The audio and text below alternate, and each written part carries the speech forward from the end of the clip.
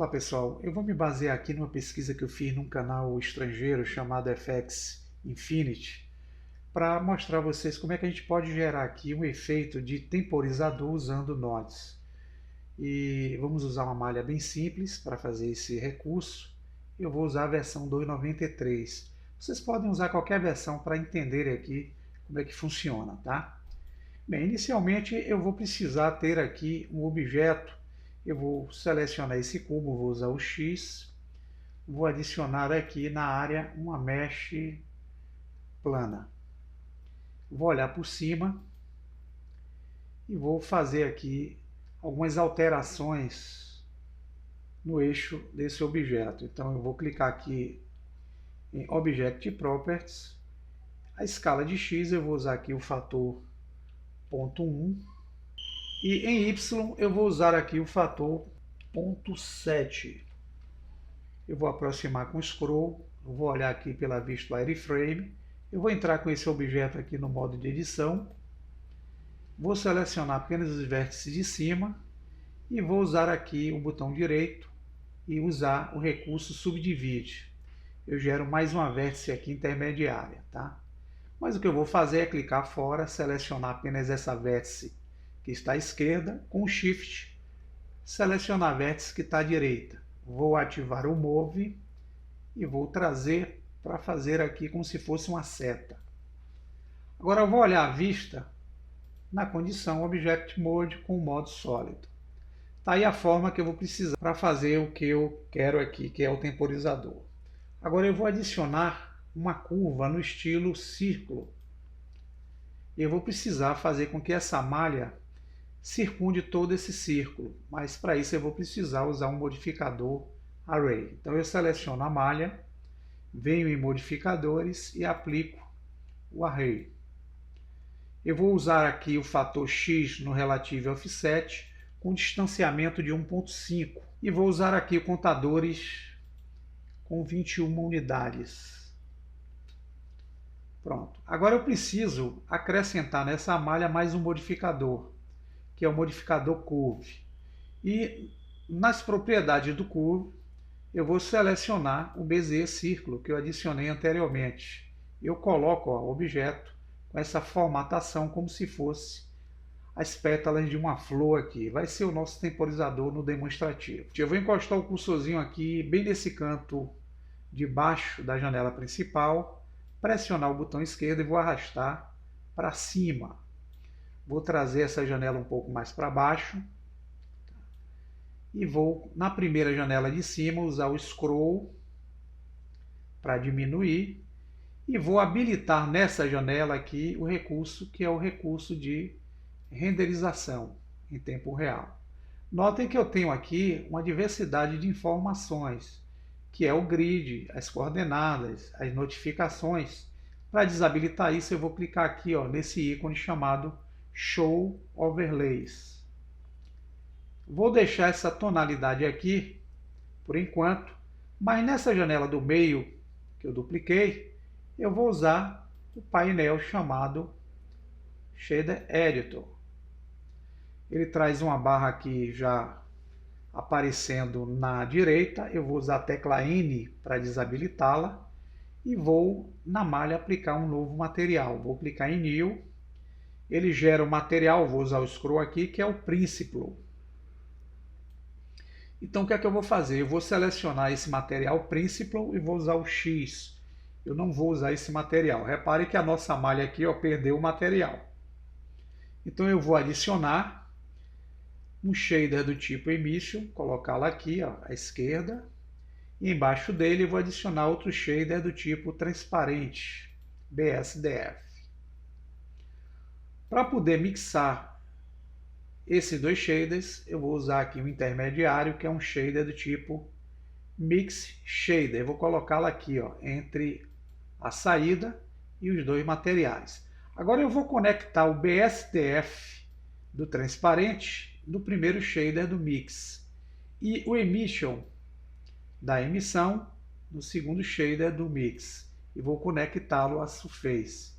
Agora nós temos já um material aqui aparecendo. Para poder fazer o efeito que eu preciso, eu vou adicionar mais um node aqui, que vai ser um conversor do tipo Color Ramp. Vou usar o scroll para diminuir um pouquinho, selecionar todos esses nodes, vou trazer um pouquinho mais para a esquerda para dar espaço. E aqui eu vou precisar fazer a inversão dessas setinhas. Eu tenho uma com tom escuro e outra com tom claro. Então eu vou puxar do tom claro aqui para a esquerda e vou encostar o cursor na setinha que tem um tom escuro e arrastá-lo totalmente aqui para a direita. E vou trazer de tom claro totalmente para a esquerda. Vamos então mudar essa posição de linear aqui para o modo Easy e vamos selecionar a setinha com tom escuro. Clicando na paleta de cores dela, nós vamos tirar esse alfa, que é a letra A que aparece aqui. Vamos deixá-lo em 0. Clicando fora, vamos agora conectar o color dele com a entrada color do Emission. E vamos utilizar o alfa dele, que é a saída, na entrada Factor do Mix Shader. Vamos adicionar mais um objeto aqui, que vai ser um node do tipo Texture. E vamos usar o gradiente. Vamos alterar aqui de linear para o modo radial. E vamos conectar o color dele com a entrada Factor do Color Ramp. Eu vou trazer um pouquinho mais para cá. Vou selecionar todos os nodes e vou arrastar, pessoal, um pouquinho aqui para a direita, só para dar espaço para os últimos nodes que eu vou colocar. Eu vou adicionar então o penúltimo, que é um node do tipo Vector. Eu vou usar aqui o recurso Mapping. Vou conectar a saída Vector dele com a entrada Vector do gradiente. E por último, eu vou adicionar o node de entrada, que é um node Input, no estilo de geometria. Então vamos buscar aqui o geometria. Não estou achando, eu vou pesquisar aqui, vou usar a palavra geometria. Está aqui ele, vou selecioná-lo, está aqui. Vou colocá-la aqui à esquerda e vou usar aqui o Position na entrada Vector do Mapping. Vou mudar o tipo aqui de Point para Texture. Com todos esses procedimentos realizados aqui, nós vamos então fazer o seguinte: selecionar o ícone que representa os materiais. Notem que eu tenho aqui já as configurações determinadas, eu vou correr até encontrar a guia chamada Settings, são configurações. No Blend Mode, que está como opaco, nós vamos mudá-lo para a condição Alpha Blend. Agora eu vou usar um fundo escuro aqui, ó, nessa área. Eu vou clicar em Word e em Color eu vou trazer essa tarja totalmente aqui, ó, para fazer esse efeito. Até então, se eu der um play aqui, vocês não vão ver nada acontecendo. Porque, sinceramente, eu não gerei ainda o efeito da animação que eu preciso. E esse efeito ele vai se basear nessa opção. Eu vou trazer um pouquinho o Mapping cá para cima, tá? E vou usar aqui o Scroll para aumentar. Eu vou me basear nessa rotação que está aqui, ó, no Mapping. E eu vou me basear no eixo Z. Por que o eixo Z? Se vocês olharem aqui o gizmo na primeira janela de cima, é o eixo que está apontando para a minha direção.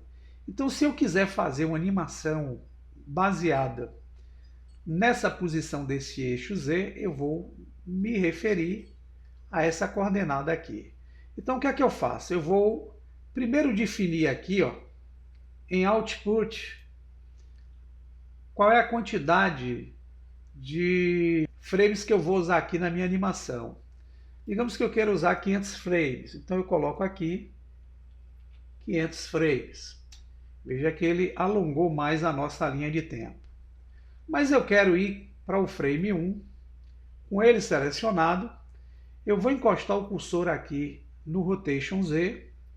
Vou deixá-la em 0 graus e vou clicar o botão direito e inserir um Single Keyframe, que é uma chave simples. Ele criou um pontinho aqui, tá vendo, pessoal? Esse pontinho foi a animação gerada. Eu vou então no frame 30. No frame 30, eu vou fazer o seguinte, eu vou usar aqui um valor negativo, menos 360, que é uma volta para ele dar um giro no sentido horário. Então, dando Enter, veja que aqui vai ficar com a cor laranja, ele está pedindo para eu inserir aí uma nova chave.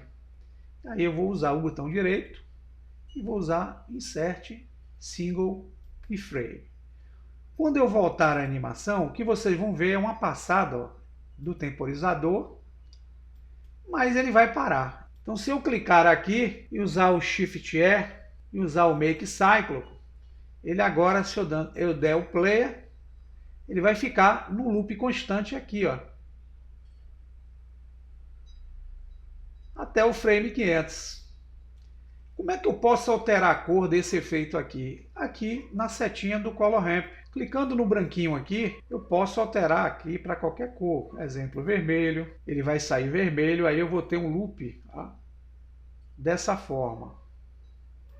Se eu quiser uma tonalidade verde, eu clico, escolho o verde. Então eu quero excluir essa janela. Então eu venho, encosto o cursor aqui, bem no cantinho. Ele se transforma numa cruz, pressiono o botão esquerdo e aponto para a janela de baixo. Ele exclui a janela de baixo. E eu vou ficar aqui somente com essa forma. Dando play agora, eu tenho aí um temporizador bem simples. Se eu quiser gerar aqui um fundo transparente, eu posso vir aqui em Render Properties e na opção Filmer eu gerar um loop transparente aqui, ó, do efeito. Legal, né, pessoal? Aí uma ideia que vocês podem explorar, melhorar e usarem algo aí que vocês pretendam junto ao projeto de vocês.